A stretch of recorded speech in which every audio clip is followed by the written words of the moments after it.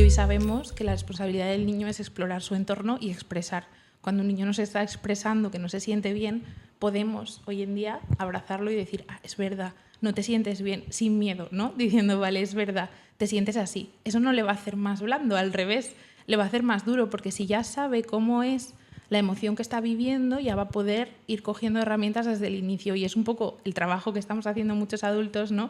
De intentar desenterrar todas esas emociones que nos van pasando durante el día y no entendemos muy bien de dónde vienen. Pues estamos haciéndolo desde el inicio. Yo creo que es un poco lo que resume así la crianza consciente.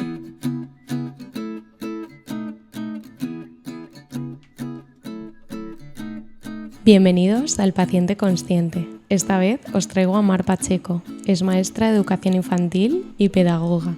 Tiene un máster de atención temprana y su pasión es acompañar a familias que quieren comprender qué necesitan sus niños y cómo hacer de su día a día un espacio de conexión y calma. En este capítulo os enseña cómo poder acompañar a los más pequeños a sus primeras visitas al dentista. Os aseguro que es un regalazo. Sin más, os dejo con Mar. Bueno, vamos allá. ¿Arrancamos? Vale, sí. Bienvenida, Mar. Gracias. Qué ilusión. Siempre empiezo igual, pero es que te lo digo de verdad que me hace mucha ilusión cada invitado porque he pensado tanto este tema y me ha cuadrado tanto tu perfil que de verdad estoy agradecida de habernos cruzado en la vida. Gracias, María, me encanta. Voy a confesar cómo nos conocimos, que sí. Suelo hacerlo con nuestros pacientes conscientes. Yo estaba un día pintándome para la boda de mi cuñada con su mejor amiga, que se llama María Tarazona, que desde aquí le mando un besazo. Y nada, hablando, comentaba que estaba teniendo pues, seguidas quejas de la guardería de que mi hijo estaba bastante pegón. Y hablando con mi cuñada y con María, me dice, pues yo conozco a una compañera mía que se llama Mar, que además si la conoces te va a gustar mucho cómo trabaja, y efectivamente me encantó cómo trabajas, que te podría ayudar mucho con el tema de Enzo. Y nada, contacté con ella por Instagram, empezamos a hacer sesiones online porque nosotros vivimos en Alicante y ella está en Valencia.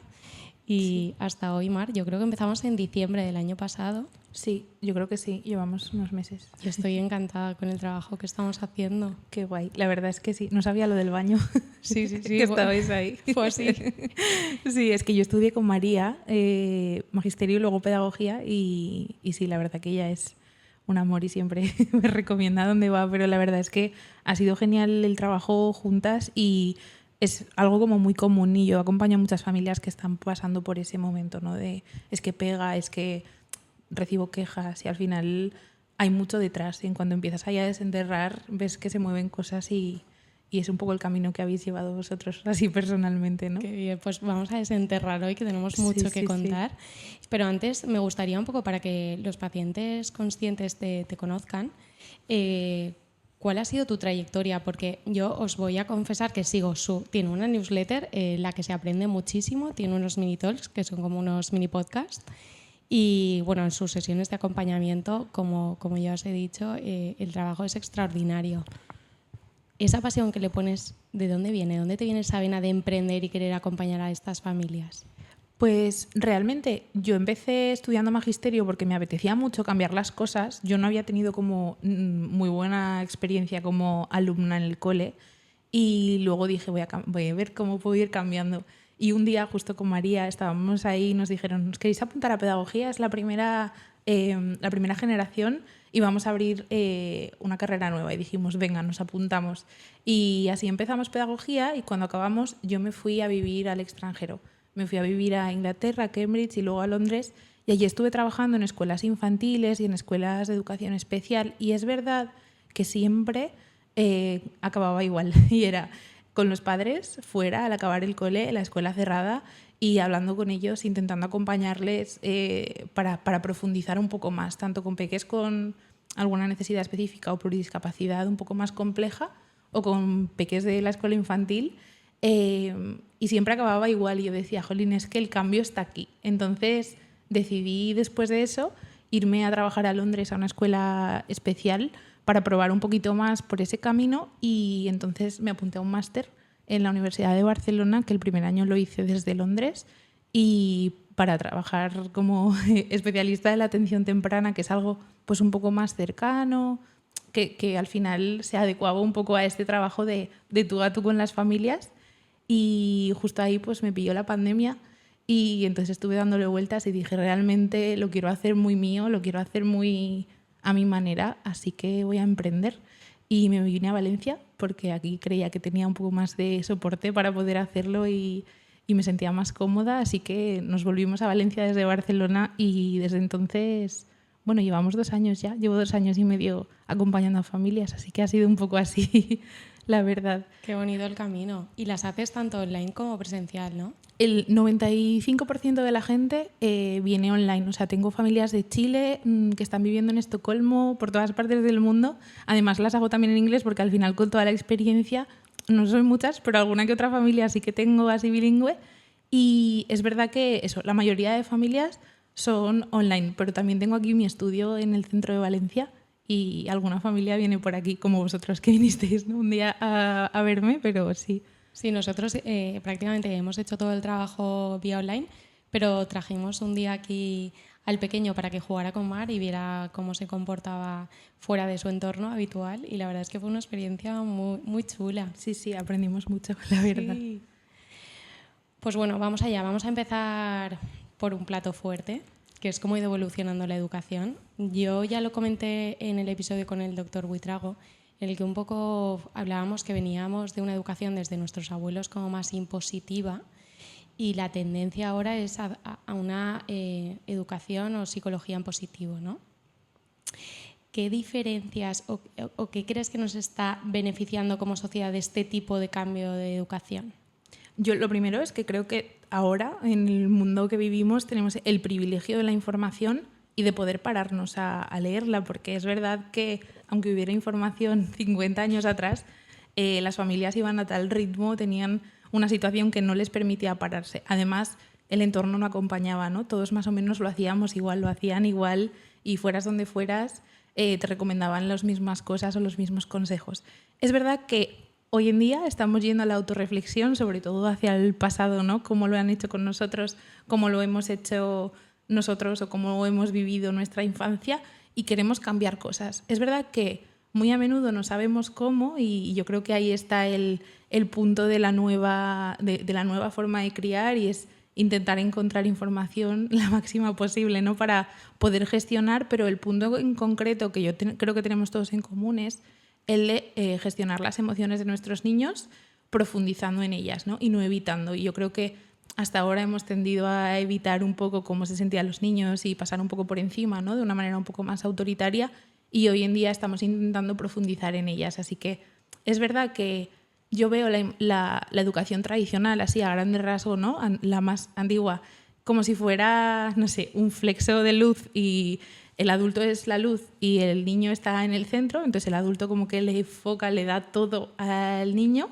y hoy en día estamos hablando de un triángulo en el que tanto el adulto como el entorno como el niño se nutren entre sí. Entonces hemos dejado de un lado un poco la jerarquía del padre es la única fuente o los padres son la única fuente de conocimiento para el niño y que entendemos que el entorno juega un papel importantísimo en la crianza y en la educación.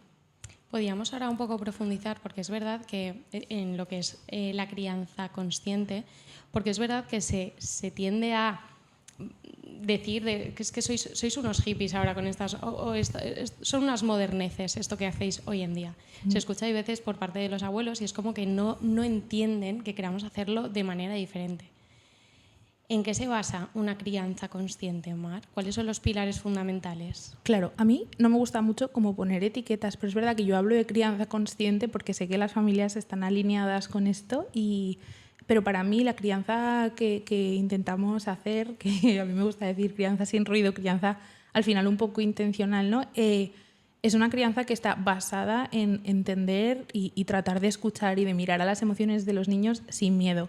Pero para eso necesitamos nosotros haber hecho un ejercicio de autorreflexión y entender también cómo funcionamos nosotros, ¿no? Dar prioridad a nuestro autocuidado. Entonces, realmente, cuando hablamos de crianza moderna, no estamos hablando del típico dejar hacer, ¿no? De deja que el niño sea o respeta todo lo que el niño quiere hacer, porque no ese es el objetivo. De hecho, un niño sin límites se siente muy solo. Entonces, los roles de los padres son importantísimos aquí y entender y hacerle entender a los niños cuál es su rol también es importante. Entonces, una de las cosas que hablo en sesión al principio y que también hablé con vosotros, ¿no? Es entender cuál es vuestro rol, hacerle entender cuál es el suyo. Pues mira, vuestro rol es poner límites, aseguraros que está seguro, validar sus emociones, tener empatía por el momento evolutivo por el que está pasando. ¿Y cuál es su rol? El rol del niño es el de expresar, el de sentir, el de explorar, el de aprender, pero no tiene ninguna responsabilidad más allá. Es verdad que antiguamente pensábamos que la responsabilidad del niño era portarse bien y hoy sabemos que la responsabilidad del niño es explorar su entorno y expresar.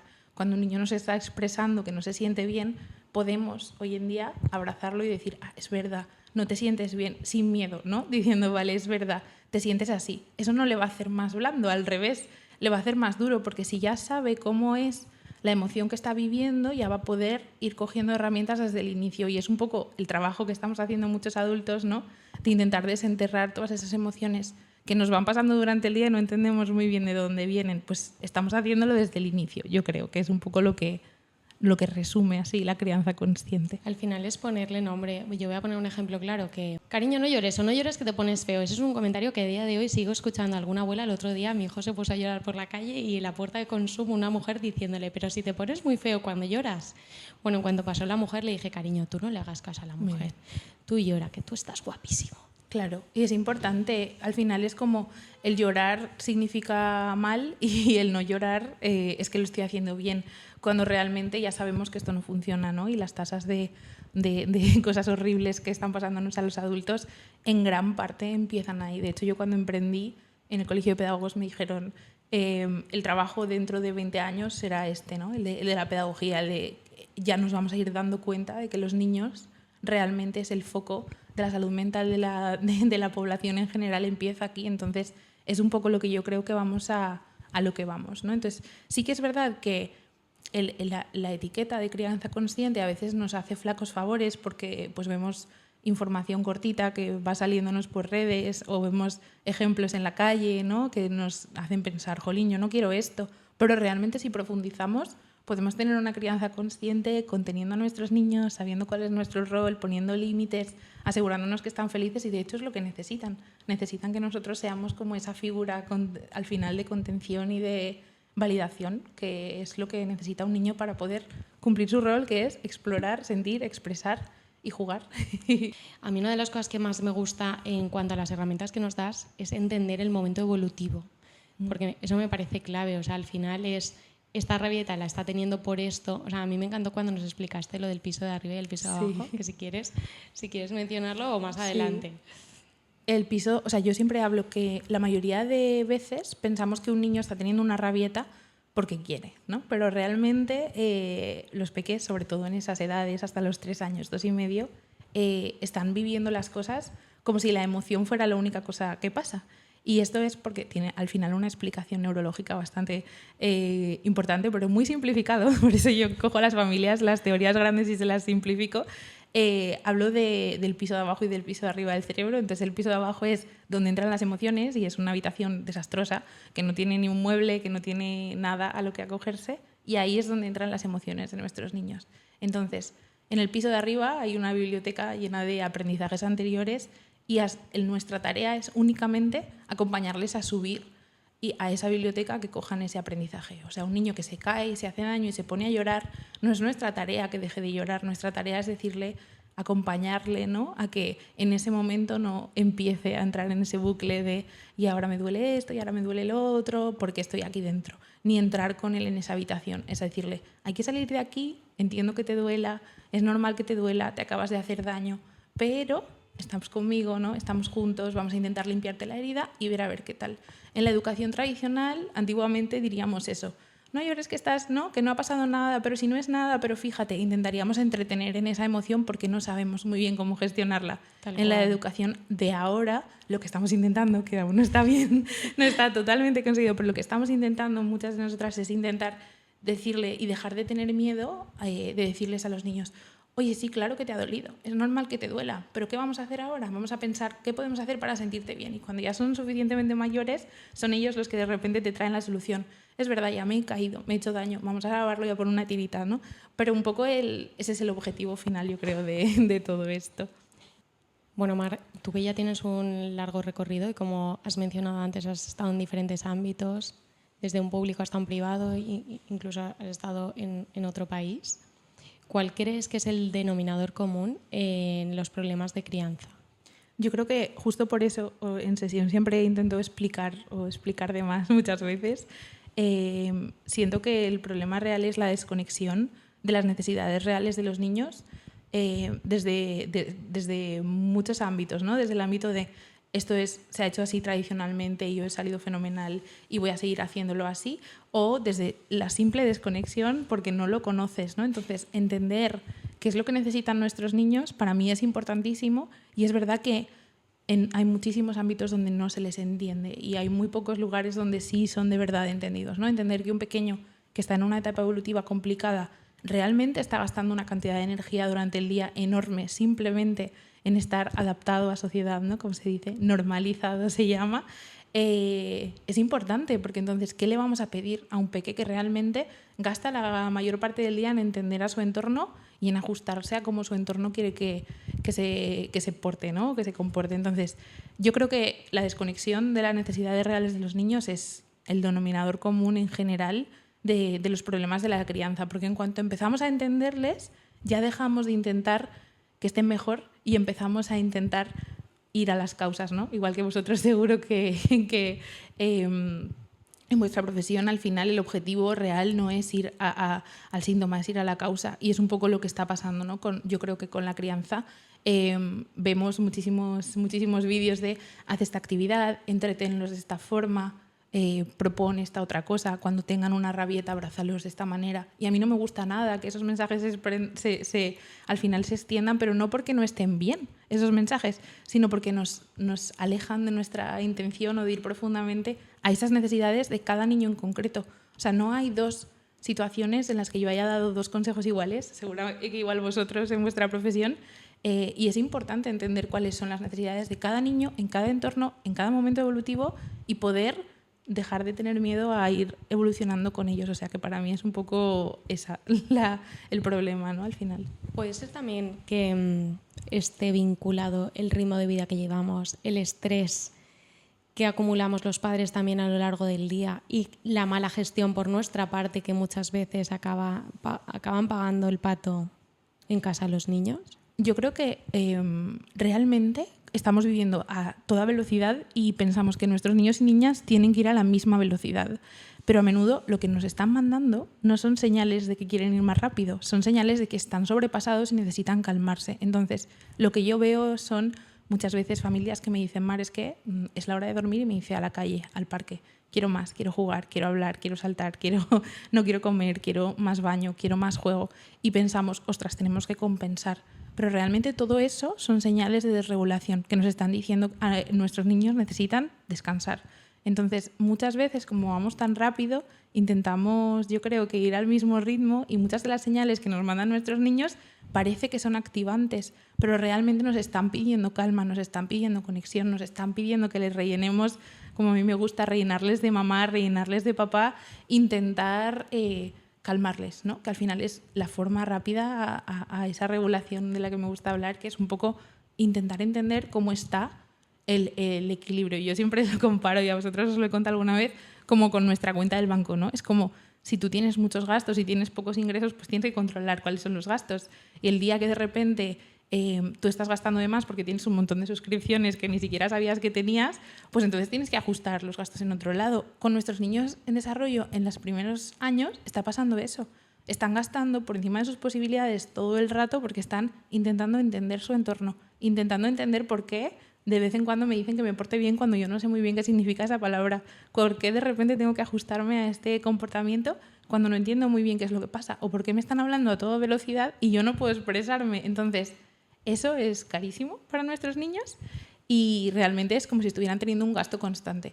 Entonces, para mí la regulación y la desregulación es entender, ¿no? Eso, como si fuera una cuenta del banco que tenemos que ir rellenando y muchas veces no vamos a poder rellenar a la velocidad a la que nuestros niños gastan, porque evolutivamente están gastando mucho solamente en crecer y en entender el mundo que les rodea y en aprender a hablar, a andar, a todas las cosas que están aprendiendo. Por eso decía antes que es muy importante conocer, que no tenemos esa cultura o ese saber, el momento evolutivo en el que se encuentran. El por qué mi hijo coge una rabieta, por qué mi hijo es más sensible a los ruidos, o sea, en intentar entender el por qué. Porque, por ejemplo, en nuestro caso, que lo vamos a contar aquí, que yo no tengo ningún problema, nuestro hijo es más sensible a los ruidos. Es un niño que cuando hay mucho ruido de fondo se estresa. O sea, le pasa, por ejemplo, que suena el cortasetos o suena el aspirador en casa y enseguida se pone muy nervioso porque es muy sensible a los ruidos. Hay niños que son más sensibles, ¿no? a los... Uy, me sale ahora. A los aspectos visuales. Sí, o sea, como que a las luces y todo y al movimiento, ¿no? Un montón de cosas. Yo a esto lo llamo estresores ocultos y es una de las cosas que más me gusta que al final intentemos identificar desde el inicio. Es como, ¿cuáles son los estresores ocultos? Y se nos ocurren un montón enseguida, ¿no? De decir, vale, pues vamos a pensarlo. Claro, es que mi niño con el calor se pone nerviosísimo, se pone insoportable. Pues ya lo tienes, ahí tienes un estresor oculto, ¿no? Estresor térmico, el calor. O, pues mira, él de repente tiene un montón de estrés cuando hay un montón de ruido. Pues casualmente, igual las veces que peor, entre muchas comillas, se está portando, hay un montón de ruido. Bueno, pues es una forma de intentar calmarse, es una forma de intentar decir, oye, yo no puedo con este estrés, estoy desregulado, estoy gastando más de lo que estoy reponiendo en este momento. Y no quiere decir ahí que nosotros vayamos a solucionarles la papeleta siempre. Y ojo, esto es importante en la crianza consciente, no quiere decir, vale, como yo ya sé lo que necesita, se lo voy a dar, sino es tener cada vez más herramientas para decirle justo eso de lo que hablábamos desde la puerta de la habitación en la que están desregulados, decirle, tienes que salir de ahí, pero muchas veces por el entorno en el que estamos vamos a tener que dejarles dentro y eso es lo que va a pasar muchas veces cuando están en el dentista, que realmente no vamos a poder salvarles del dentista porque es importante y tienen que tenerlo, pero si tenemos las herramientas como para entender cuándo y cómo se desregulan y se regulan, vamos a poder asegurarnos que alrededor de ese momento del dentista lo que está en nuestra mano es más o menos tranquilo, es más o menos asumible, ¿no? en ese gasto del que hablábamos. O sea, que un poco sería esto. Pues vamos a profundizar ya que has mencionado el momento visitar al dentista. Sí. En el capítulo anterior con Rocío Marcos sí que mencionábamos la importancia de llevar a los niños de manera muy temprana para poder diagnosticar los problemas que hay básicos, como desde que estén tragando, respirando bien, porque ahí podemos curar. ¿Vale? El problema es cuando un niño ya ha acabado el crecimiento, ahí ya tenemos muy poco margen de maniobra. Yo creo que el momento de llevar al dentista a muchos padres les supone un estrés, porque si ya saben que su hijo es un poco revoltoso, por poner la etiqueta de revoltoso, que no me gusta ponerla, pero bueno, que su hijo es movido, que se la va a liar, o simplemente el desconocimiento de que no saben que tienen que llevarlo, se pierde este momento de acompañamiento. Entonces, ¿qué herramientas podemos darles a los padres para que vayan tranquilos con sus hijos al dentista? Claro, es importante entender justo esto, ¿no? Que si van dando lo que yo llamo estas bajones de tensión, que es como que te van dando esas señales de que están a puntito de sobrepasarse. Y esto seguro que la mayoría de pacientes conscientes escuchándonos nos lo pueden decir, ¿no? Si tienen peques, ¿cuándo te avisa tu peque que está bajito de energía? Ostras, pues mi peque se toca la oreja porque tiene sueño. Pues mi peque de repente ya se queja por los zapatos, porque enseguida va a los zapatos, o le duele la barriguita, o se pone a llorar enseguida, o quiere brazos, o quiere teta, o quiere todas estas cosas, ¿no? Entonces, como ya sabemos cuando están bajitos de tensión, ya podemos saber los momentos en los que probablemente, o en una probabilidad alta, puede ser que se nos desregulen. Es decir, el salir del cole es un momento, para la mayoría de peques, bastante complicado. Entonces, ahí ya sabemos que igual en ese momento no están preparados para asumir un gran reto.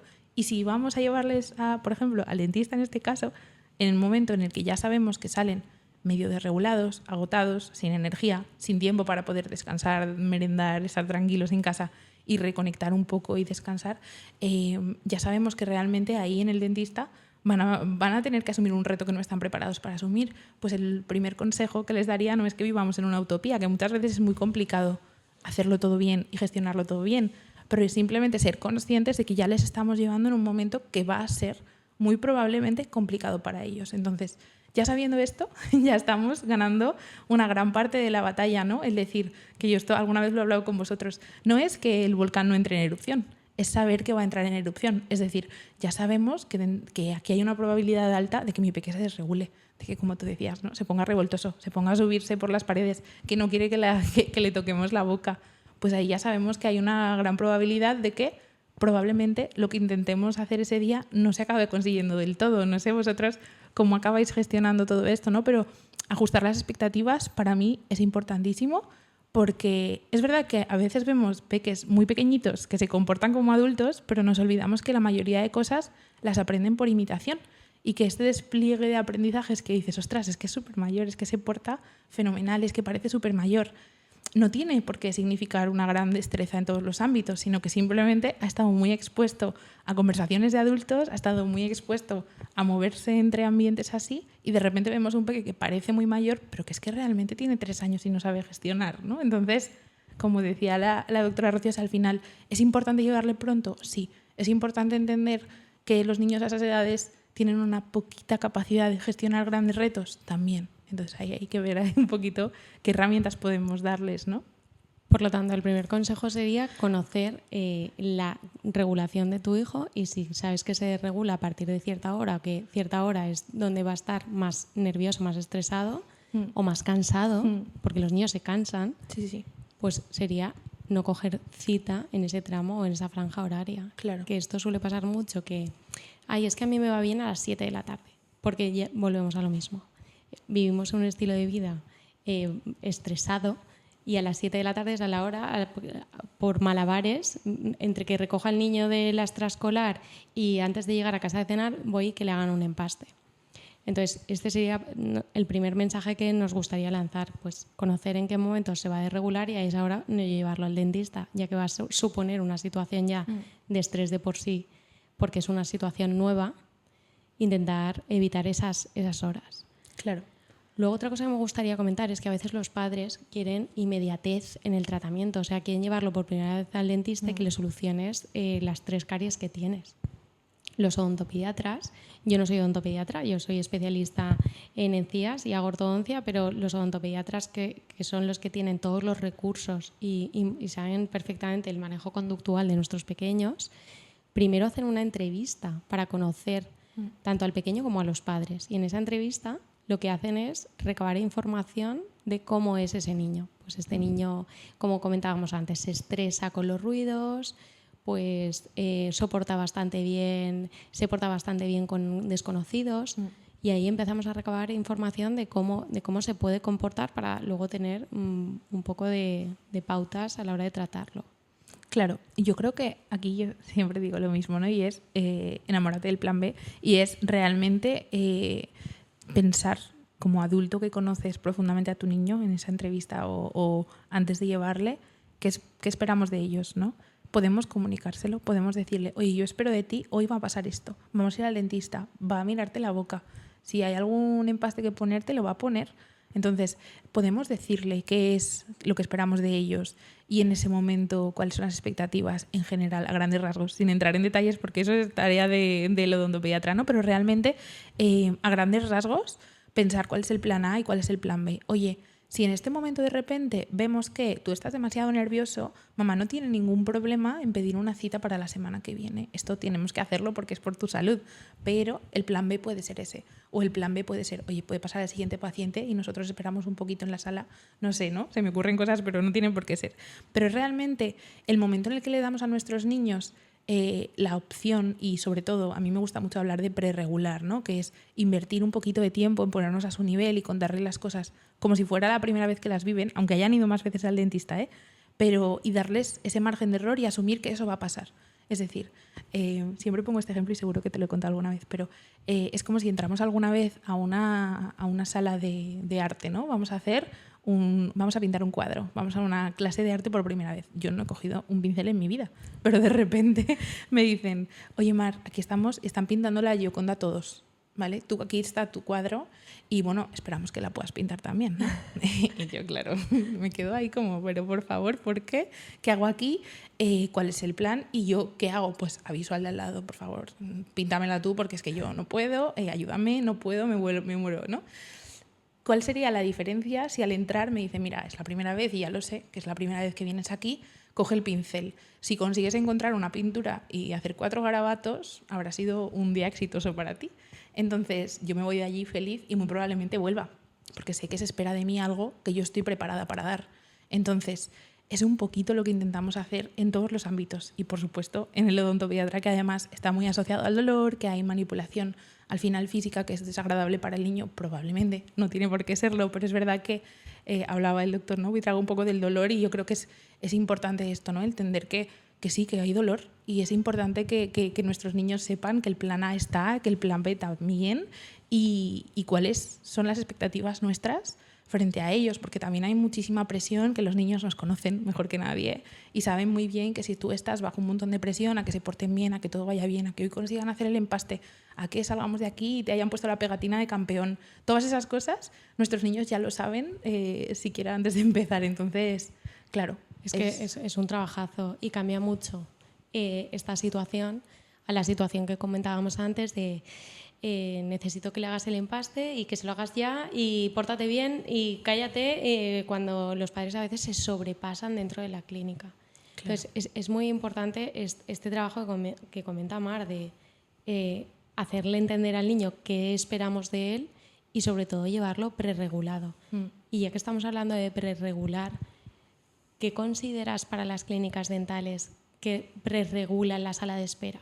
Claro, o sea, si yo pudiera recomendar una cosa, sería prestar mucha atención dentro de nuestra poca, al final, margen al final tú estás dentro atendiendo a otro paciente, probablemente no tengas muchísimo margen, pero dentro del poco margen que tienes una sala de espera guay en la que poder poner quizá mensajes tranquilizadores para los padres, quizá poner, oye, no esperamos grandes cosas de ti, vas a llevarte una pegatina, lo hagas como lo hagas, ¿no? O además ofrecer, que en muchas salas de espera se ofrece, ¿no? Una mesita con algunos juegos, pues el juego es nuestro mejor aliado para llamar a la calma y nosotros como adultos cuando hacemos cosas con las manos nos relajamos, pues para los niños igual. Entonces, si yo tuviera que elegir juegos para una salita de espera, sin duda cogería algo que fuera sencillo, que fuera predecible y a poder ser que llamara a la conexión naturalmente. Porque lo que no es muy positivo es que la mamá o el papá se siente allí nerviosa mirando el móvil, llamando por teléfono y el peque tenga que encontrar formas de pasar el tiempo, que no me gusta nada la palabra entretener. Pero es verdad que tiene que pasar el tiempo hasta que venga el dentista, ¿no? A por él. Entonces, claro, si en ese momento estamos aprovechando esos 5 minutos, 3, 2, me da igual, el tiempo que sea para conectar con nuestro peque, le estamos rellenando de mamá, le estamos rellenando de papá y ese es el momento perfecto para estar presentes, para mirarnos. Entonces, juegos que podemos utilizar y que podemos dejar en la sala de espera como una forma de, o incluso invitar a los padres con algún cartelito de, es un momento genial para jugar juntos. Por ejemplo, puzzles muy fáciles de 2 piezas, no hace falta que sean de más, hasta a niños grandes les encanta los puzzles fáciles que hacen rápido. Boles con diferentes materiales, ¿no? Que ir metiendo y sacando unos boles, unas nueces grandotas, cosas que no se vayan a poder meter en la boca, pero que puedan hacer algún tipo de intercambio. O el típico juego de memory con algunos animales que sea cortito, no hace falta sacar las 300 cartas, pero sacar 4 parejas. O unas ceras y pinturas, ¿no? Pero sí que es importante que cuando presentamos las cosas las presentemos como que están ahí para ti, ¿no? Que están ahí para que juegues, que estén ahí con todo lo que necesitas. Porque es verdad que si ponemos 4 ceras rotas y un montón de papeles, la mayor parte de las veces invitamos a los niños a que se comporten igual de caótico que se lo hemos presentado. Entonces, si tenemos el espacio y tenemos... Ordenado. Claro, lo podemos dejar ordenado y podemos invitar a los peques a que lo dejen ordenado la próxima vez, ¿no? Al final, si tú coges una bandeja, como se presenta en Montessori, ¿no?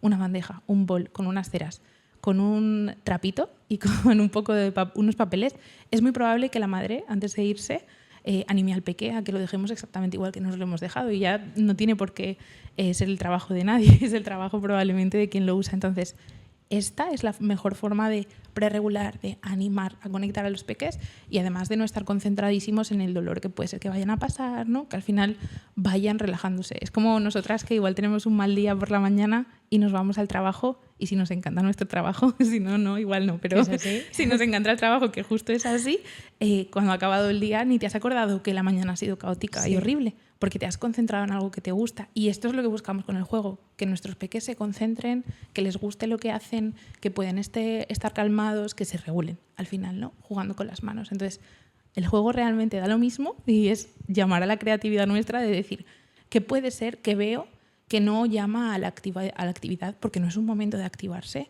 no es un momento de piezas, de lanzar piezas al aire, de jugar con yoyos, de jugar con cosas así muy de movimiento, y que puede ser que ayude a la calma de nuestros peques aquí. Y todo lo que has dicho es bastante asequible. No hay pantallas, que eso me encanta, porque es verdad que en muchas salas de espera de niños hoy en día hay literalmente videojuegos. Ah, vale. Yo es que hace mucho que no voy. Y yo he de decir que las nueces y los boles, eso fue mágico, Mar. O sea, nos lo enseñaste y cómo lo agradezco. O sea, yo cada vez que Enzo en casa se desregula, lo siento, en la trona le doy un bol con unas nueces y él empieza a hacer traspaso de un bol grande a un bol pequeño. Sí, sí. Es que realmente se concentra muchísimo. Los traspasos son, o sea, al final, ya no solamente para peques de la edad de Enzo, ¿no? Pero en general les encanta, y a nosotros también. Piensa que cuando estamos nerviosos nos pasamos el boli de una mano a otra, sí. Estamos toqueteándonos una coleta, ¿no? Estamos como siempre moviendo. Entonces, esa es una forma muy buena de relajarse, y es coger un par de boles diferentes, pero es que en Ikea hay baratísimos, o sea, si vas a Ikea con la mentalidad de manos pequeñas sales cargadísimo, coges un par de boles y te vas al mercado central a por un montón de nueces o alubias grandes o cosas que no se puedan meter en la boca, pero a mí las nueces me gustan porque realmente es improbable que se la metan en la boca con cáscara y entonces que empiecen a hacer trasvases, y es una de las cosas más, al final, más relajantes para ellos, ahí se meten en ese juego, y de hecho tu peque se pasó horas. Sí, es que se pasó. Encantado. ¿Y qué opinas, Mar, de los padres? Que esto a mí, por ejemplo, no me gusta verlo en consulta, pero que premian al niño, pues ahora si te portas bien, es como el condicionante. Si te portas bien y dejas que el doctor te haga el empaste, cuando salgamos iremos a la juguetería y te comprará el juguete que más quieras. ¿Qué opinas de este premio condicionado? Pues no me gusta nada. A ver, claro que es verdad que yo creo que la intención siempre es buena. Y obvio. La intención es... Y detrás de esa intención hay algo que a mí me gusta hacer, ¿eh? Es decir, vamos a intentar rellenar de conexión antes. Entonces, cuando acabe esto, vamos a hacer algo que conecte, que nos ayude a estar juntos. Muchas veces esos son los juguetes, muchas veces esas son las cosas materiales, pero no tiene por qué serlos. De hecho, yo tengo una mamá en sesión que igual me está escuchando, que tiene problemas, supe que para ir al dentista, a la peluquería, pero sobre todo al dentista, y siempre le promete un croissant en su cafetería favorita. Y esto funciona, y yo digo, fenomenal, lo receto, pero no por el croissant, sino porque ya sabe que después de esto vamos a recargar, vamos a estar juntos. Desde esa premisa, fenomenal. Pero es verdad que desde la premisa del premio pone al niño en una expectativa demasiado alta. Le estás pidiendo que pinte a la Gioconda, cuando realmente no sabe, ¿no? Yo solamente quiero que tú te sientes en esta silla y que escuches a la doctora, escuches al doctor, que te dejes, ¿no? Que te intentes relajar, que yo estoy aquí cerca tuyo, pero no hay expectativas. La expectativa es que estemos aquí y sobre todo que al acabar, pues ya está, seguimos con nuestra vida, y si podemos intentar recargar, pero no para que el dentista vaya bien la siguiente vez, sino para tener a un peque regulado, para llevártelo a casa y que no, la rutina de noche no sea una locura, ¿no? Que al final esté un poco así. A mí lo que me da pena en estos casos es que cuando no ha sido posible, por ejemplo, hacer el empaste, pues porque le ha superado el miedo, que pasa a veces, y hay veces que tienes que cancelar la cita y posponerla. Es como que el niño se siente que ha decepcionado a los padres. Claro. Y ese sentimiento, no sé, es una frustración que deberíamos de evitar, y como somos pacientes conscientes y estamos en ello, esto es algo que creo que deberíamos de trabajar como padres. Claro, es esto, es entrar directamente ya sabiendo que no vas a pintar un cuadro maravilloso, que vas a hacer 2 carabatos, y siempre hablar del plan B como plan A es buenísimo. De hecho, hablo de esto mucho cuando intentamos hacer el cambio de pañal, no centrarnos en no te vas a hacer pipí encima, centrarnos en cuanto te hagas el primer pipí, el cambio va a ser este pantalón que te encanta azul y esta camiseta que te encanta de rayas, fenomenal. Y ya asumir que el primer cambio, porque va a pasar, el primer cambio de pañal va a ser este, ¿no? El primer cambio de ropa va a ser este. ¿Y cuál va a ser el segundo? Este otro. Esa perspectiva ayuda a nuestros peques a relajarse en cuanto a expectativas nuestras y ya saber que muy probablemente, porque es que va a pasar, se hagan pipí encima. Es que están aprendiendo. Entonces, ya ponerlos ahí ya les hace bajar esa tensión y al final es un poco lo que estamos haciendo, ¿no? Si de repente, porque no ha podido hacer el empaste, se siente culpable, ostras, el niño tiene que cargar con un peso que no es suyo, que es de los adultos, ¿no? Sí. Sí. Estamos poniendo ahí mal el foco. Claro, yo creo que sí, pero bueno, siempre desde la buena intención, pero yo entiendo que estamos intentando cambiar las cosas. Otra cosa que suele pasar en consulta, y esto quiero que quede muy claro, a un niño de 7 años, hasta los 7 años, yo creo, de 2 a 7, ese niño no se puede lavar los dientes solo. Necesita la supervisión de un padre. O sea, el niño no es responsable de no tener caries. Los responsables de que su hijo no tenga caries somos los padres. Entonces, muchas veces se oye en consulta, por favor, doctora, ríñelo porque es que no se cepilla los dientes y yo estoy cansada de explicárselo. ¿Cómo deberían gestionar esto los padres?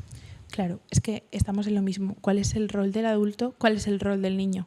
El rol del niño, realmente, es decirte, no me da la gana lavarme los dientes hoy. Es un rollo tener que parar de jugar o yo ya sé que cuando me lavo los dientes me vas a meter en la cama. Entonces me voy a negar, no me gusta. Porque a ti si te preguntan en un mundo ideal, tú igual también dirías que no, que por qué vas a parar. Entonces esa es su tarea. El rol del niño es expresar, es sentir, es decirte que no quiero. Y tu rol es decir, ya, pues que te toca. Entonces, claro, hablábamos antes, ¿no?, de ponernos a grabar. Claro, el colegueo desde ahí no podemos conseguir nada. Pero lo que pasa también muchas veces cuando cedemos a que los peques hagan lo que quieran es que se sienten al final un poco, no voy a decir traicionados, pero cuando de repente se levantan por la mañana y tienen la boca sucia y ellos lo notan y no es agradable, de repente piensan, ostras, es que anoche no me lavé los dientes. Y yo sé que lavarse los dientes está fenomenal porque lo leo en mis libros, porque cuando voy al dentista me lo dicen, porque yo sé que se siente bien tenerlos limpitos. ¿Qué ha pasado aquí? ¿Por qué no me he lavado los dientes? Cuando ya están regulados, no en el momento en el que te están diciendo que no, que están un poquito nerviosos, que están sobrepasados, que están cansados, cuando ya están tranquilos dicen, ostras, ¿por qué no me he lavado los dientes hoy? Entonces realmente la tarea nuestra es asegurarnos que sus dientes están lavados, que los cuidados están hechos al máximo. ¿Por qué? Porque es al final ese vínculo que tenemos bien cuidado, aunque se vea feo desde fuera el momento en el que les hacemos lavarse los dientes. Ya sé que no te gusta lavarte los dientes, pero es que me toca hacerlo porque te tengo que lavar los dientes. Lavarte los dientes es cuidarte. Lavarte los dientes es asegurarme que por la mañana te levantas y vas a tener la boca limpita y que no te van a salir caries y no vas a tener que ir a ponerte un empaste. O sea, al final es un poco entender que nuestro rol es cuidarles pese a lo que pase, ¿no? Un poco. A mí me viene muy bien al caso un consejo que nos diste, es que a la hora de dormir a mí siempre me pedía, mamá, quiero jugar. Y me acuerdo que nos dijiste esta frase que la empleo todas las noches, que me dice, mamá, quiero jugar, y me funciona, lo digo para que los padres que les pase con lavarse los dientes se la pueden apuntar. Y es, cariño, la obligación de mamá es que estés descansado. Por lo tanto, tenemos que quedarnos aquí, tenemos que dormir para que mañana estemos bien. Claro. En cuanto digo esa frase, yo no sé qué pasa, Mar, pero es mágica. A lo mejor me cuesta un minuto más o un minuto menos, pero se la repito un par de veces y de verdad que baja revoluciones, lo entiende y se duerme. Claro. Para los dientes creo que debería ser lo mismo. Creo que una buena frase sería, mira, la obligación de mamá es que no tengas caries, es que mantengas tus dientes sanos, por eso tenemos que lavarnos los dientes, desde la calma. Claro. No, de te lavas los dientes porque lo digo yo y punto, que es lo que decíamos antes, que veníamos desde esa imposición. Yo me he dado cuenta que los niños son más... tienen una escucha más atenta hacia los padres cuando lo hacemos desde la calma que cuando lo hacemos desde el enfado o desde la autoridad. Ellos además, lo que yo llamo memoria de apego, ¿no? Que es como ellos tienen memoria y se acuerdan que los hemos cuidado siempre y que son peques, con suerte, ¿no? Que están súper cuidados, súper mimados, que realmente todos los cuidados los hacemos con todo el mimo posible, que no estamos en este momento haciéndoles lavarle los dientes porque nos apetece a nosotros, ¿no? O no les estamos pintando el pelo de azul porque nos da la gana, estamos lavándoles los dientes. Entonces, llamar a esa memoria de apego es importante aquí. Es decir, tú sabes que yo siempre te cuido, necesito que descanses, porque descansado estás tranquilo, porque mañana vas a poder hacer muchas más cosas. No hace falta ni siquiera decirle eso a tu peque, él ya sabe que si mamá necesita que yo me duerma es porque tengo que dormirme. Y la mayoría de veces es verdad que nos pasamos, ¿no?, de pedirles cosas. Entonces, cuando pedimos algo, es importante que sea lo que de verdad necesitamos que ellos hagan. Entonces, desde esta premisa de cuál es tu tarea y cuál es la suya, ahí llamamos a tu tarea. Es decir, ¿cuál es mi tarea? Y muchos peques que son un poquito más mayores les viene muy bien recordarlo y decirlo así, tal cual. Ya es verdad, mamá, mi tarea es contarte cómo me siento, disfrutar y expresarme y explorar.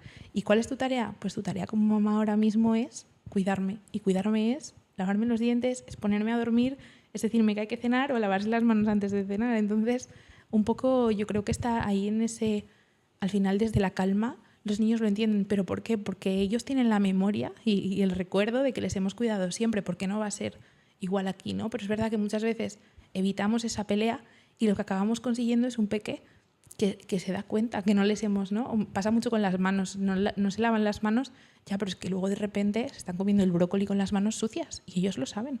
Son conscientes de que lo que ha pasado es que no se han lavado las manos. Cuando en un momento desregulado, cuando estaban confiando en que sus padres en ese momento vieran que lo que estaba pasando es que están desregulados. Entonces, necesitamos lavarnos las manos, necesitamos lavarnos los dientes y no hay que tener miedo y no es obligarles, es cuidarles al final. Pero es que sepan el límite y volviendo un poco a lo que volvíamos al inicio, o sea, somos sus referentes, o sea, somos una figura, no somos, como decíamos, no somos sus colegas, no tenemos una relación de igual. Sí que es verdad que hay una relación de autoridad, por decirlo así. No me gustaría tampoco llamarlo autoridad, pero hay una figura por encima de mí, que son mis padres, que son mis referentes y son los límites que ellos me marcan desde la regulación los que tengo que ir siguiendo. Claro, es que no es lo mismo autoridad que autoritarismo, ¿no? O sea, realmente autoritarismo es porque yo me da la gana, pero realmente una autoridad también es una figura de apego que te quiere y que sabe más que tú. Y muchas veces, y ya con esto acabo, pero es verdad que hay un concepto que se nos olvida un poco y es el concepto de la autonomía de los niños. Y sí que se habla mucho últimamente en los entornos así más pedagógicos de la falsa autonomía y es ese momento en el que creemos que le estamos dando autonomía a nuestro peque y realmente no es así. Porque para que haya autonomía, nuestro peque tiene que ser consciente de que las consecuencias de sus actos están claras. O sea, si nuestro peque elige no lavarse los dientes, realmente no se da cuenta que lo que está pasando es que acaba de comprar un ticket para irse a hacerse un empaste y no se da cuenta que la mañana siguiente se va a levantar con la boca sabiéndole fatal y sucia. Entonces, como él no es consciente de esa consecuencia, no le estamos haciendo ningún favor engañándole o dejándole, ¿no? que elija no cepillarse los dientes. Pero con los dientes, como con los dientes pasa con muchas cosas. Entonces, la verdadera autonomía solamente se puede dar cuando el peque sabe de verdad las consecuencias. En las edades muy tempranas únicamente podemos saber esto cuando elige el color con el que pinta, cuando elige si quiere pera o manzana. Y además con la elección de la autonomía hay dolor siempre, ¿no? Y nos pasa a nosotras cuando tenemos que elegir ponernos unos zapatos u otros y estamos en medio de la calle y hemos dicho, hemos elegido mal, hoy hemos elegido mal. Pues ese dolor tenemos que ser capaces de asumirlos. Pero claro, nuestros peques no son capaces de asumir muchas veces ese dolor. Entonces ahí tenemos que hacer un trabajo grande de entender de verdad a qué están preparados, ¿no? Y qué están preparados para asumir en cada momento y muy probablemente hasta los 7 años no están preparados para asumir cuándo se lavan los dientes o no, porque aún no son conscientes del todo de que esto tan desagradable, ¿no? Que pasa mucho con los lavados nasales también, esto tan desagradable realmente es importante para mí, porque si no luego pasa todo lo que pasa cuando no hacemos lavados nasales, ¿no? Que es súper común, sobre todo ahí. Por eso me parece tan importante el trabajo que hacéis, o sea, la labor del pedagogo en tu caso. O sea, creo que sería una figura de verdad en la que deberíamos trabajar todos los padres. O sea, esto de que cuando vienen los niños al mundo y hacemos los cursos preparto, que te insisten mucho las matronas, creo que deberíamos hacer de verdad un curso, ¿sabes?, de preparación para entender lo que se nos va a venir encima y sobre todo tener herramientas, que al final yo es lo que pienso, yo lo que quiero son herramientas para poder llevar de una manera lo más fácil posible, que ya tenemos una vida bastante agitada como para encima no tener control de la situación. Mar, si los pacientes conscientes nos están escuchando y quieren contactar contigo para que les ayudes en su crianza temprana, ¿por qué canales o dónde te pueden encontrar? Pues en mi web, que es www.de-extraordinaris.com, o en Instagram, que también es de Extraordinaris, o podéis escuchar, si no, en Spotify, Criar sin ruido, que es más fácil de escribir, y allí mando, bueno, cada semana subo un mini talk, que son charlitas así cortas con estas reflexiones un poco que salen muchas veces de sesión con mis familias, así que bueno, es un poco ahí donde me puedes encontrar. Genial, dejaremos los links bajo la descripción para que tengan fácil acceso. Y Mar, ha sido un placer, creo que les hemos hecho un regalazo hoy a nuestras familias conscientes, en este caso, a nuestros padres y madres, y ha sido muy nutritiva. Muchas gracias. Nada, gracias a ti, yo feliz de estar aquí. Tendremos que hacer una segunda parte, seguro, como Sí. con todos mis invitados, porque se nos ha ido ya también a 50 minutos. Sí, la verdad que sí, estoy mirando ahora. Y es que se me han quedado un montón de preguntas en el tintero para aclarar, así que nada, haremos una segunda parte, seguro. Yo feliz, claro. Bueno, muchas gracias de nuevo, Mar.